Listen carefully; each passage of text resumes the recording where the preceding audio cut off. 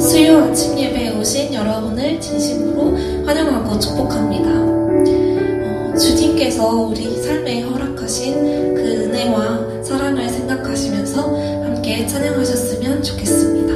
행복 함께 찬양하시겠습니다.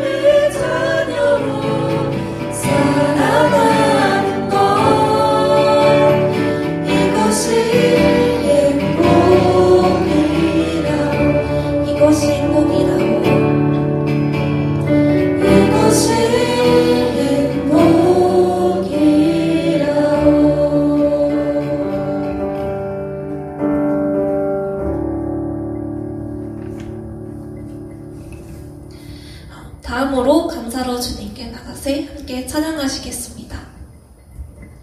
감사로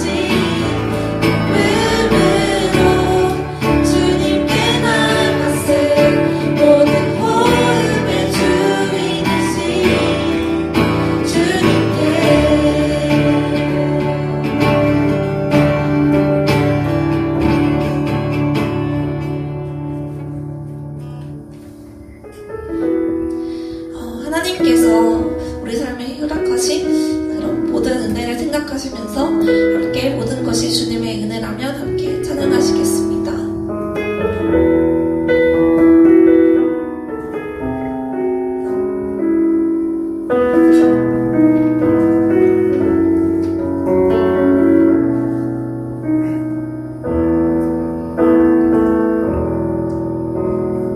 모든 것이 주님의 은혜라면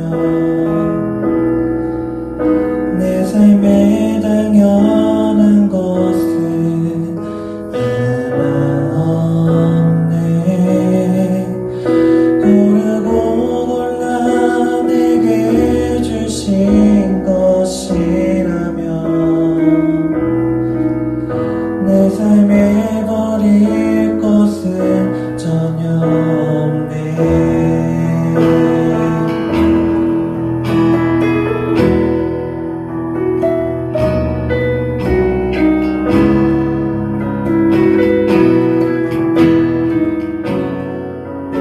다시 한번 찬양하시겠습니다. 모든 것이 주님의 은혜라면 모든 것이 주님의 은혜라면 내 삶에 당연한 것은 하나 없네. 고르고 골라 내게 주신 것이라면 내 삶에 버릴 것은 전혀 없네.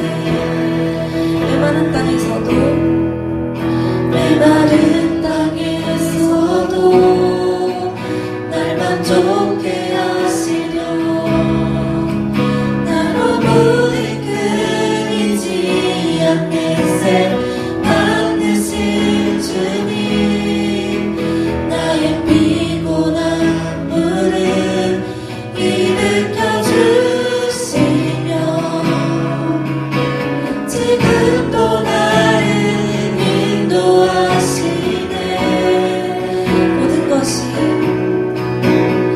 모든 것이 주님의 은혜라면 내 삶에 당연한 것은 하나 없네. 고르고 골라 내게 주신 것이라면 내 삶에 버릴 것은 전혀 없네.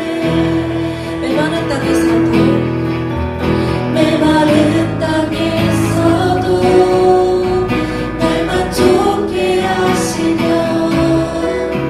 나로 물이 끊이지 않는 샘 만드신 주님 나의 피곤한 물을 일으켜 주시며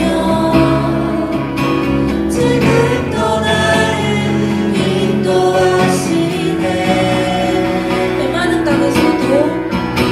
메마른 땅에서도 날 만족해 하시려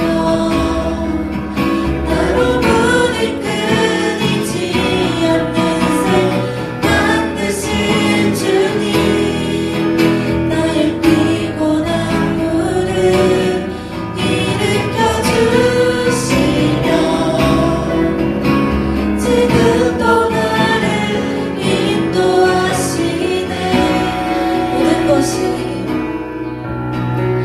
모든 것이 주님의 은혜라면 내 삶에 당연한 것은 하나 없네. 고르고 골라 내게 주신 것이라면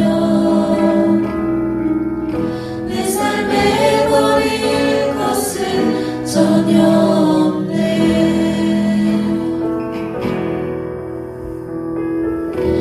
이 시간 기도로 주님께 함께 나아가셨으면 좋겠습니다. 우리 각자가 어떤 상황 가운데 있든지 우리를 이 자리까지 나오기까지 지켜주시고 우리 주변에 있는 모든 소중한 사람들을 붙여주신 것 이런 등등 생각해보면 정말 우리 삶의 모든 것이 주님의 은혜인 것 같습니다. 우리에게 모든 것을 허락하신 주님께 감사하며 함께 기도하셨으면 좋겠습니다. 기도하시겠습니다. 주님, 제가 사랑을 위해서 오늘 속에 있을 때 주님께서 저에게 소중한 것들을 붙여주시고 저에게 부족함 없이 항상 모든 것들을 채워주실 줄 믿습니다.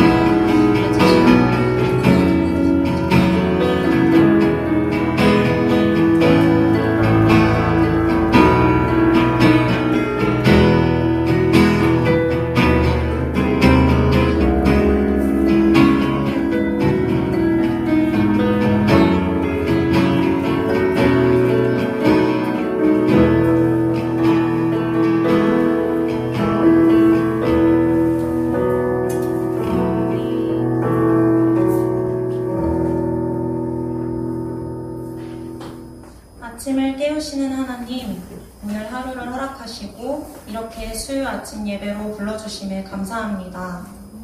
청년의 때에 거룩히 구별되어 주님 앞에 나올 수 있음에 참 감사합니다.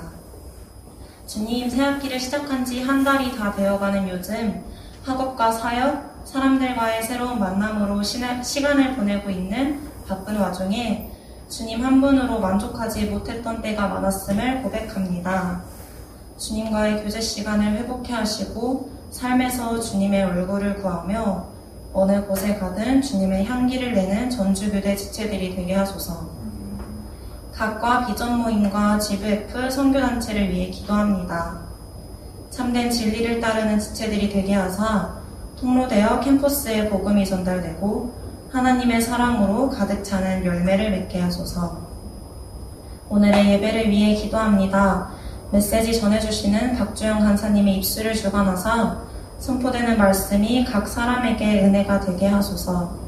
말씀 전해주시는 간사님과 섬겨주시는 꿈땀 찬양팀 스택 큰나무교회를 축복하여 주시고 듣는 우리에게도 도전과 변화의 말씀이 되게 하소서.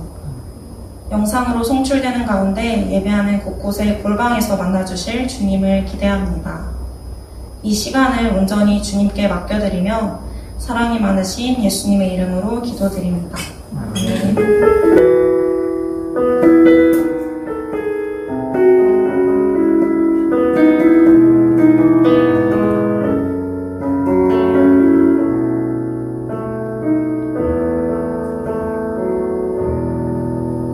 오늘 하나님께서 우리에게 주시는 말씀은 느헤미야 2장 1절에서 10절 말씀입니다.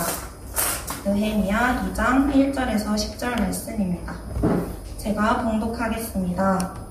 아닥사스다 왕 제20년 니산월에 왕 앞에 포도주가 있기로 내가 그 포도주를 왕에게 드렸는데 이전에는 내가 왕 앞에서 수심이 없었더니 왕이 내게 이르시되 내가 병이 없거늘 어찌하여 얼굴에 수심이 있느냐 이는 필연 내 마음에 근심이 있음이로다 하더라.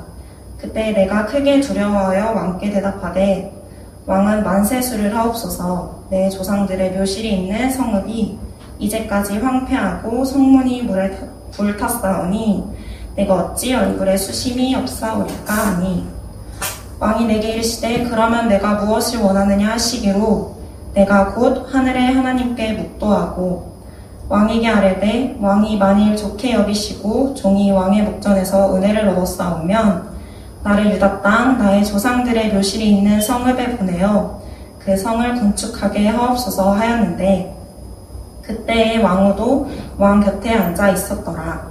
왕이 내게 이르시되 내가 몇 날을 다녀올 길이며 어느 때에 돌아오겠느냐 하고 왕이 나를 보내기를 좋게 여기시기로 내가 기한을 정하고 내가 또 왕에게 아뢰되 왕이 만일 좋게 여기시거든 강 서쪽 총독들에게 내리시는 조서를 내게 주사 그들이 나를 용납하여 유다에 들어가기까지 통과하게 하시고 또 왕의 상림 감독 아삽에게 조서를 내리사 그가 성전에 속한 영문의 문과 성곽과 내가 들어갈 집을 위하여 들보로 쓸 제목을 내게 주게 하옵소서 하매 내가 하나님의 선한 손이 나를 도우심으로 왕이 허락하고 군대 장관과 마병을 보내어 나와 함께 하시기로 내가 강 서쪽에 있는 총독들에게 이르러 왕의 조소를 전하였더니 호론 사람 산발락과 종이었던 암몬 사람 도비아가 이스라엘 자손을 흥왕하게 하려는 사람이 왔다 함을 듣고 심히 근심하더라. 아멘. 하늘의 하나님께 묵도하고라는 제목으로 CCC 박주영 간사님께서 말씀 전해주실 때 많은 은혜 받으시기 바랍니다.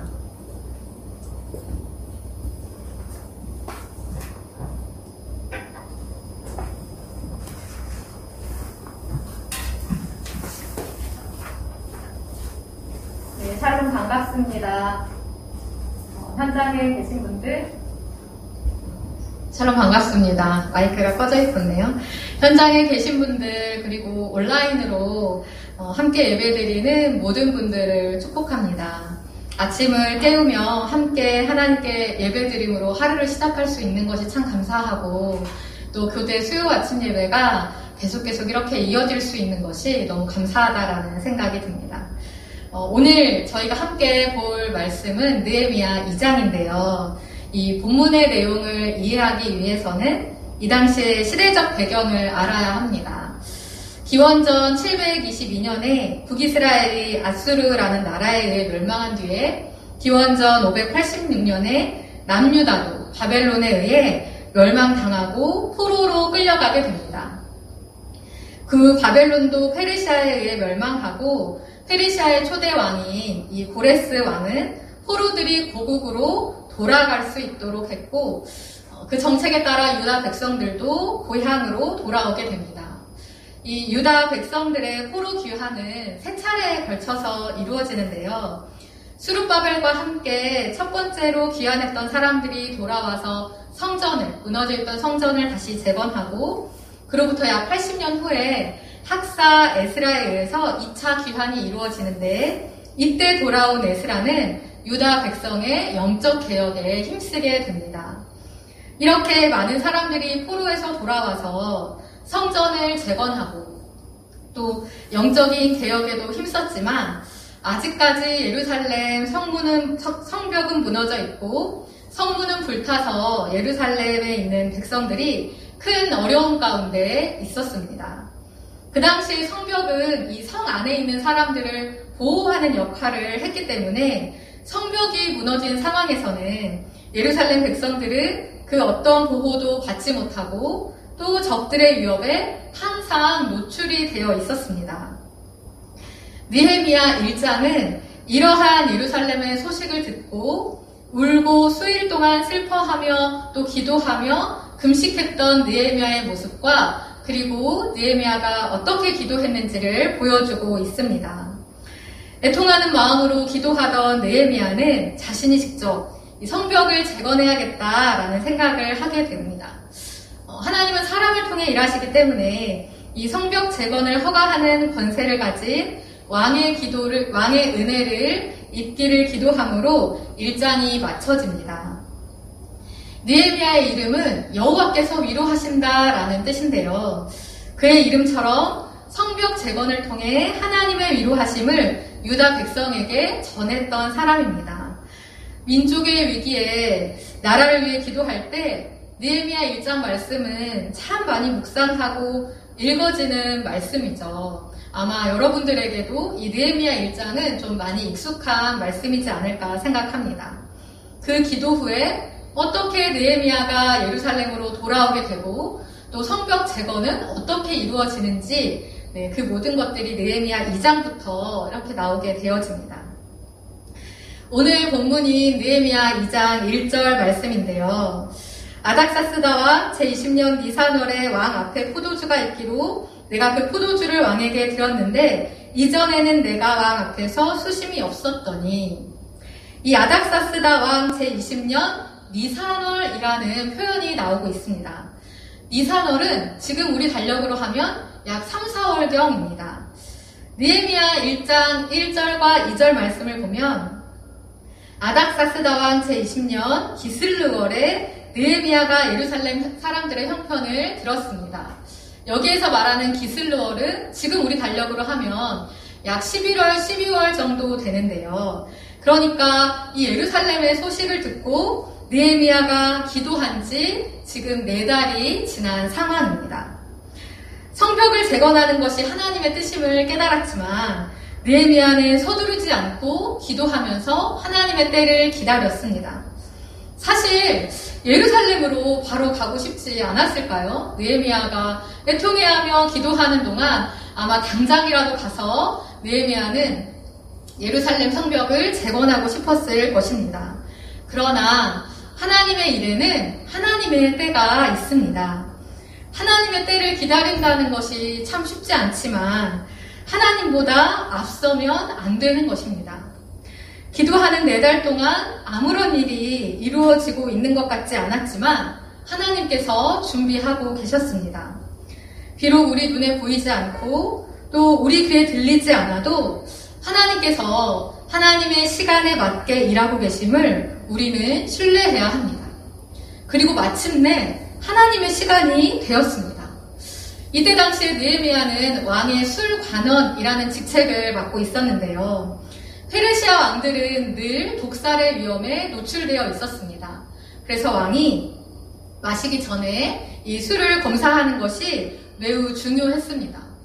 왕의 술관원이라는 것은 왕의 목숨도 믿고 맡길 수 있는 왕의 최측근이라는 것을 의미합니다. 술관원으로 왕 앞에 포도주가 있어서 그 포도주를 왕에게 드리던 순간입니다. 2절 말씀인데요. 왕이 내게 이르시되 내가 병이 없거늘 어찌하여 얼굴에 수심이 있느냐 이는 필연 내 마음에 근심이 있음이로다 하더라. 그때 내가 크게 두려워하여. 왕이 느헤미야의 얼굴을 보니까 수심이 가득합니다. 그래서 왕이 어찌하여 얼굴에 수심이 있는지를 느헤미야에게 물어봅니다. 오늘 본문은 왕의 질문과 느헤미야의 대답이 계속 반복이 되는데요. 왕의 첫 번째 이 질문에 느헤미야가 크게 두려워했다라고 지금 기록하고 있습니다. 느헤미야는 왜 두려워했을까요? 페르시아의 왕은 무소불위의 권력을 가진 사람이었습니다. 조금이라도 마음에 들지 않으면 최측근이라도 당장에 처형했습니다. 왕 앞에서는 모든 신하들이 언제나 늘 밝은 얼굴이어야 했습니다. 왕의 술관원이었던 느헤미야도 이전에는 왕 앞에서 내가 수심이 없었다라고 1절에서 이야기합니다. 그만큼 왕 앞에서 매 순간 조심하고 또 조심했습니다. 그런데 늘 예루살렘의 형편에 마음 아파하며 기도하고 마음을 쏟다 보니 순간 자신도 모르게 그 마음이 얼굴로 표현이 된 것입니다. 그리고 아닥사스다 왕은 그 찰나에 느헤미야의 수심 가득한 얼굴을 본 것입니다. 왕 앞에서 은혜를 입기를 4달 동안 기도했지만 어찌하여 수심이 있느냐라는 이 왕의 질문에 자칫 징계를 받거나 아니면 처형을 받을 수도 있는 상황이 되자 느헤미야가 크게 두려워한 것입니다. 그러나 느헤미야는 지난 4달 동안 꾸준히 하나님 앞에 기도했습니다. 지금이 하나님께서 주신 기회라는 것을 깨닫고 또 모든 주권이 하나님께 있음을 기억하며 담대하게 왕에게 대답합니다. 3절 말씀인데요. 왕께 대답하되 왕은 만세수를 하옵소서. 내 조상들의 묘실이 있는 성읍이 이제까지 황폐하고 성문이 불탔사오니 내가 어찌 얼굴에 수심이 없사오리까 하니. 느헤미야는 왕은 만세수를 하옵소서 하며 왕을 높인 뒤에 겸손하게 내 조상들의 묘실이 있는 성읍이 이제까지 황폐하고 성문이 불탔음을 이야기합니다. 여기에서 중요한 표현이 예루살렘 성이 불탔다라고 하는 것이 아닌 내 조상들의 묘실이라는 표현입니다. 이것이 느헤미야의 지혜였습니다. 페르시아의 통치 아래 있는 성벽을 재건한다는 것은 자칫 군사적으로 또 정치적으로 이 독립을 위한 반역으로 오해받을 수 있기 때문에 왕의 진노를 사지 않기 위해서 예루살렘 성이라고 하지 않고 내 조상들의 묘실이라는 표현을 사용했습니다. 또한 페르시아는 이 조상들의 묘실을 목숨만큼이나 중요하게 여겼습니다. 그래서 느헤미야는 지혜로운 표현을 사용해서 왕의 공감과 또 측은함을 불러일으키고 있는 것입니다. 이 대답에 왕이 다시 한번 질문합니다. 4절 말씀입니다. 왕이 내게 이르시되 그러면 내가 무엇을 원하느냐 하시기로 내가 곧 하늘의 하나님께 묵도하고. 아닥사스다 왕은 자신 앞에서 수심이 가득한 얼굴을 보였음에도 처형하거나 징계하지 않고 왜 그런지 질문하고 그에 대한 답을 듣고 나서 그러면 네가 무엇을 원하느냐라고 재차 질문합니다. 아닥사스다 왕이 긍휼이 많은 사람이어서가 아닙니다. 느헤미야의 기도에 응답하신 하나님께서 왕 앞에서 느헤미야가 은혜를 입게 하신 것입니다. 그 사실을 알았던 느헤미야는 이 질문에 곧바로 대답하지 않고 그 순간, 그 짧은 순간에 하늘의 하나님께 묵도합니다. 느헤미야는 기도의 사람이었습니다. 지난 4달간 계속 기도해왔죠. 늘 하나님께 기도하며 하나님의 마음을 구했던 느헤미야는 이제 어떻게 대답해야 할지 이 중요한 절체절명의 순간에도 놓치지 않고 하나님의 지혜와 도우심을 구합니다. 매일 매 순간 기도하던 사람이었기 때문에 이 위기의 순간에, 그 짧은 순간에 집중해서 하나님께 기도할 수 있었던 것이죠. 그리고 나서 왕에게 대답합니다. 5절, 왕에게 아뢰되 왕이 만일 좋게 여기시고 종이 왕의 목전에서 은혜를 얻었사오면 나를 유다 땅 나의 조상들의 묘실이 있는 성읍에 보내어 그 성을 건축하게 하옵소서 하였는데, 왕이 만일 좋게 여기시고 또 종이 왕의 목전에서 은혜를 얻었사오면 이라는 이 거듭된 표현을 통해 겸손하게 왕에게 요청합니다. 또 여기에서도 느헤미야는 예루살렘 성이 아니라 나의 조상들의 묘실이 있는 성읍이라는 표현을 사용합니다. 어떤 내용을 어떻게 요청하는지도 참 중요하죠. 그 요청할 때의 태도도 참 중요한데, 하나님의 뜻임을 확신하고 이루어 가실 하나님을 신뢰했지만 마치 당연한 것을 요구하는 것처럼 당당하거나 오만한 태도가 아니라 겸손한 태도로 왕의 허락을 지금 느헤미야는 구하고 있는 것입니다. 이 말에 왕이 다시 한번 질문합니다. 6절, 그때 왕후도 왕 곁에 앉아 있었더라. 왕이 내게 이르시되 내가 몇 날에 다녀올 길이며 어느 때에 돌아오겠느냐 하고 왕이 나를 보내기로 좋게 여기시기로 내가 기한을 정하고. 왕은 느헤미야에게 그러면 네가 갔다가 언제 올 거냐? 라고 지금 물어봅니다. 왕이 이렇게 물어본다는 것은 왕이 느헤미야를 신뢰하고 있었음을 보여줍니다. 왕의 최측근으로 느헤미야는 왕 곁에 있어야 하는 사람인 것입니다. 왕이 자신의 목숨을 믿고 맡길 수 있는 사람이 느헤미야였고, 지금까지 느헤미야가 왕의 술관원으로 했던 모습들을 볼 때 왕이 느헤미야를 신뢰하였기에 그러면 네가 갔다가 언제 돌아오겠느냐, 다시 말하면 갔다가 다시 돌아와라 라고 하는 표현이죠. 그러자 왕이 느헤미야를 보내기를 좋게 여기자 느헤미야가 기한을 정하고 계속해서 왕에게 요청합니다. 7절과 8절 말씀인데요. 내가 또 왕에게 아뢰되 왕이 만일 좋게 여기시거든 강 서쪽 총독들에게 내리시는 조서를 내게 주사 그들이 나를 용납하여 유다에 들어가기까지 통과하게 하시고, 또 왕의 살림 감독 아삽에게 조서를 내리사 그가 성전에 속한 영문의 문과 성곽과 내가 들어갈 집을 위하여 들보로 쓸 제목을 내게 주게 하옵소서 하매 내 하나님의 선한 손이 나를 도우심으로 왕이 허락하고. 이 7절과 8절 말씀을 보면 상당히 구체적으로 왕에게 요청하는 것을 볼 수 있습니다. 사실 에스라 4장을 우리가 읽어보면 이전에도 예루살렘에 돌아왔던 사람들이 성벽을 재건하려고 시도를 했었습니다.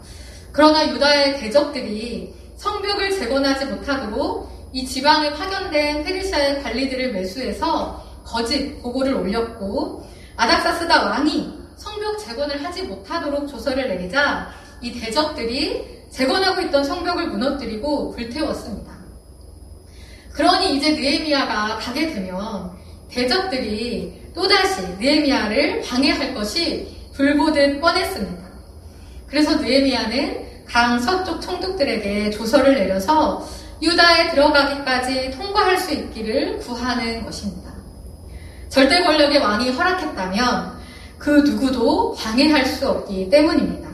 더 나아가서 살림감독 아삭에게 건축을 위해 쓰일 재료를 주게 하기를 구하고 있습니다. 왕이 질문했을 때 망설이지 않고 이렇게 구체적으로 대답한 것을 보면 느헤미야는 4달 동안 세세하게 계획을 세웠음을 알 수 있습니다. 그렇다고 느헤미야가 혼자서 자신의 생각으로 계획을 세운 것은 아닙니다. 이 계획이 하나님께서 주신 지혜임을 느헤미야 2장 12절에서 이렇게 밝히고 있는데요.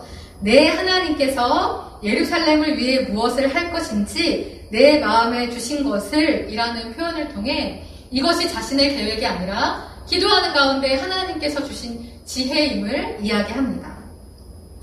느헤미야는 예루살렘의 소식을 듣고 4달 동안 기도하는 가운데 예루살렘을 향한 하나님의 뜻을 깨닫고 이스라엘의 회복을 위해 성벽을 재건해야겠다는 목표를 세웠습니다. 그리고 그 목표를 위해 무엇을 어떻게 할 것인지 계속 기도하며 하나님께서 주신 지혜로 계획들을 세워 놓았습니다. 그리고 하나님의 때를 기다렸습니다.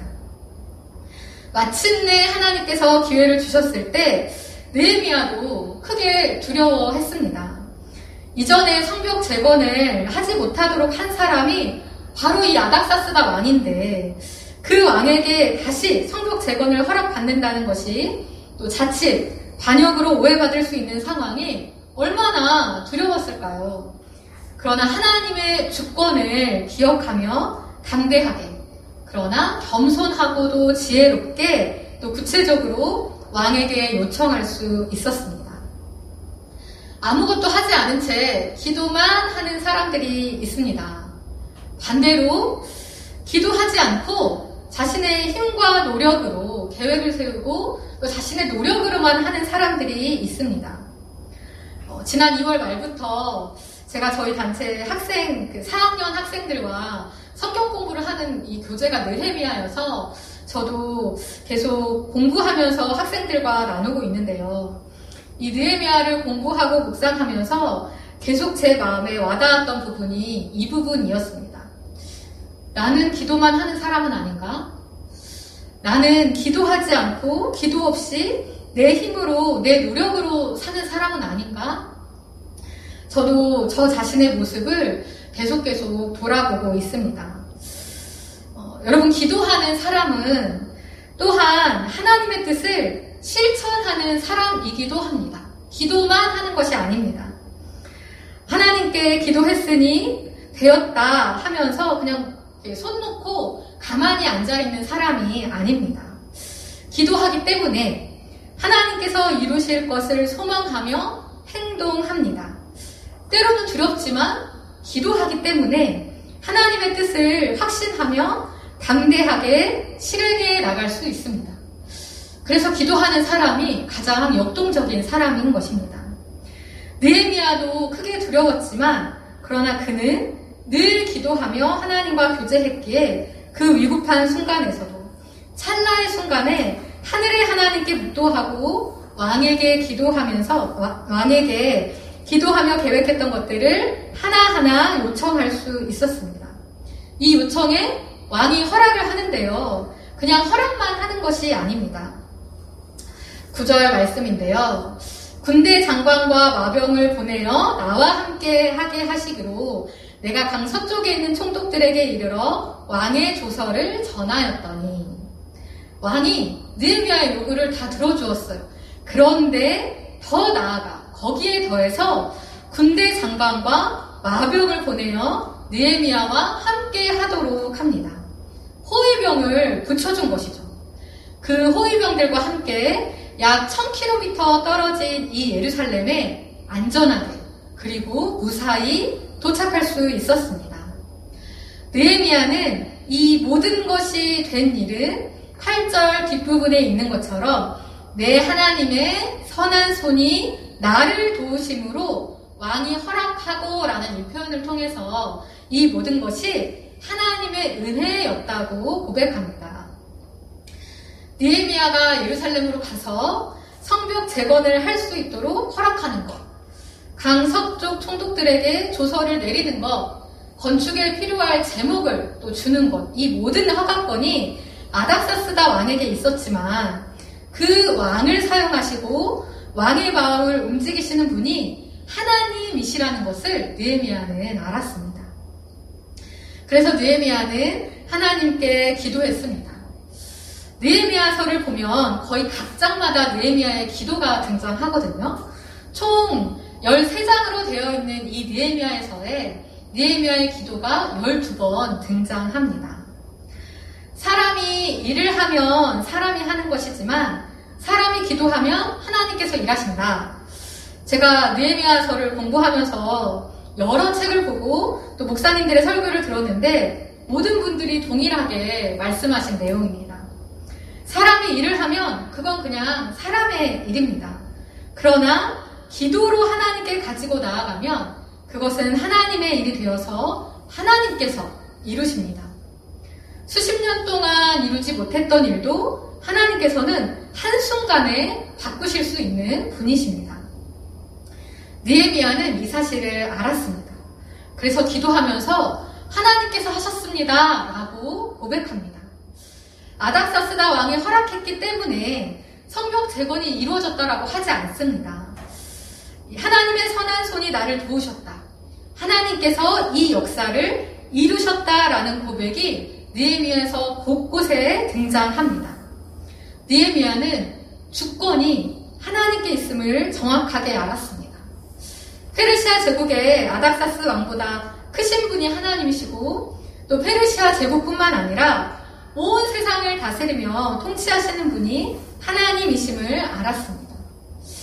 내 하나님의 선한 손이 나를 도우심으로 왕이 허락했다라는 이 고백을 통해 하나님께 영광을 돌립니다. 4달 동안 기도하며 계획하고 준비한 뒤에 마침내 하나님의 때가 되어서 왕 앞에서 이 모든 상황을 이야기하고 드디어 예루살렘에 오게 되었습니다. 마지막 9절과 10절 말씀인데요.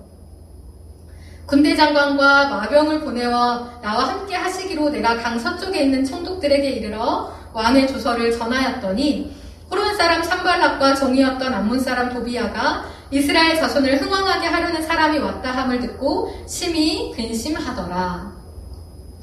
느헤미야가 도착해서 성벽을 재건하라 라는 왕의 조서를 전하니까 근심하는 사람들이 있습니다. 호론 사람 산발락과 종이었던 암몬 사람 도비야입니다. 이 두 사람은 느헤미야서 내내 등장하며 성벽을 재건하지 못하도록 방해합니다. 하나님의 일이 이루어지는데 끊임없는 방해와 또 공격이 있습니다. 그 일이 이루어지지 못하도록 계속해서 방해합니다. 그러나 하나님의 뜻은 반드시 이루어집니다.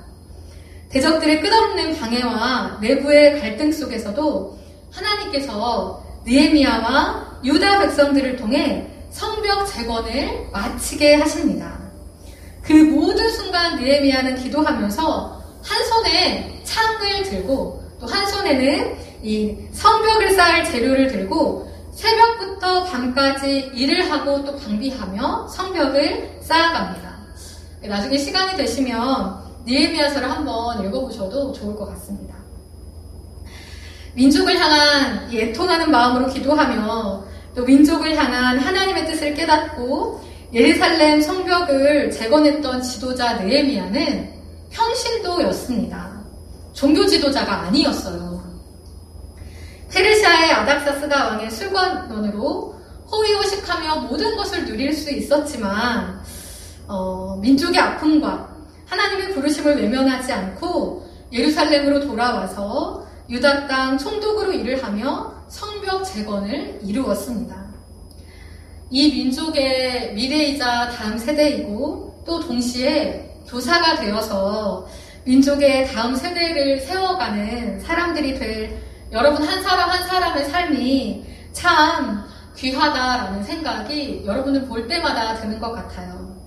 여러분들도 모두 지도자가 될 사람들이죠. 이 느헤미야처럼 한 반의 담임이 되어서 그 반 학생들을 가르치고 키워가는 데 있어서 이 느헤미야와 같이 순간순간 하나님의 지혜와 또 하나님의 도우심을 구하며 하나님께서 무엇을 할 것인지 마음을 주시는 것들을 실천해 가는 여러분들이 되시기를 소망합니다. 삶에 어려움이 없을 수 없지만 눈물 나는 일 많지만 그러나 그 모든 순간에 기도함으로 또 기도한 대로 믿음으로 살아감으로 승리하는 여러분들. 그래서 하나님의 선한 손이 나를 도우셨다. 정말 모든 것이 하나님의 은혜라고 고백하는 저와 여러분이 되기를 소망합니다. 제가 기도하고 말씀을 마무리하도록 하겠습니다. 사랑하는 하나님 아버지, 감사하고 또 감사합니다. 교대 학생들이 멈추지 않고 계속해서 이 수요일에 아침 예배로 아침을 시작하고 하루를 깨우며 교대 땅에 예배가 세워지도록 또 이어져 나가도록 주님께서 이끌어 주시니 감사하고 감사합니다. 새학기가 시작되고 3월 한 달이 지나가고 있는데 여전히 코로나로 인해 쉽지 않은 상황들을 지나가고 있습니다. 이 모든 순간에 그리고 각자의 삶 속에 늘 하나님 앞에 기도하며 또 기도할 때 하나님께서 주시는 지혜로 믿음으로 살아가는 교대 모든 학생들이 되기를 소망합니다. 때로는 무엇을 어떻게 해야 할까 고민이 되기도 하고 때로는 하나님의 뜻이 무엇일까 하나님 앞에 계속 묻기도 할 텐데 그럴 때마다 그 기도 가운데 하나님께서 만나주시고 또 하나님의 뜻과 하나님의 지혜를 부어주시고 그 하나님의 뜻을 실천함으로 믿음으로 살아가는 그래서 믿음이 더 견고하여지는 모든 지체들이 되게 하여 주옵소서. 하나님의 선한 손이 나를 도우셨다 라고 고백하며 모든 것이 하나님의 은혜입니다 라고 고백하는 삶이 되게 하여 주옵소서. 감사합니다. 사랑합니다. 우리 구주 예수 그리스도의 이름으로 기도드립니다. 아멘.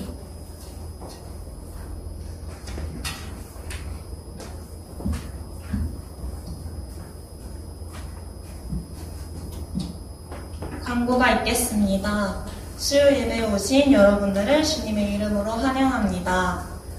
매주 수요일 아침 8시 예배가 온라인, 오프라인 동시 진행되니 예배에 함께 참여해주시면 감사하겠습니다. 각과 비전 모임이 시작됩니다. 각각 리더 팀장에게 문의해주세요. 하나님께 영광을 올리는 꼼땀 찬양팀에서 꼼땀원을 모집합니다. 문의는 영어과 하은의 자매에게 바랍니다. 예배 도우미를 모집합니다. 예배 PPT 제작, 보조, 예배 준비 등의 도우미를 모집하는데 사회과 권정미 자매에게 문의주세요. 그럼 다음으로 비전 선언문 낭독이 있겠습니다. 진리 하나, 나는 영혼을 살리는 교사가 된다. 하나, 나는 진리를 가르치는 교사가 된다. 사랑 하나, 나는 사랑을 실천하는 교사가 된다. 하나, 나는 민족을 가슴에 품는 교사가 된다. 정의 하나, 나는 정의를 외치는 교사가 된다. 하나, 나는 대안을 제시하는 교사가 된다. 회복 하나, 나는 비전을 제시하는 교사가 된다. 하나, 나는 창조 질서를 회복하는 교사가 된다. 다 함께 보리라 찬양 부르심으로 예배 마치도록 하겠습니다.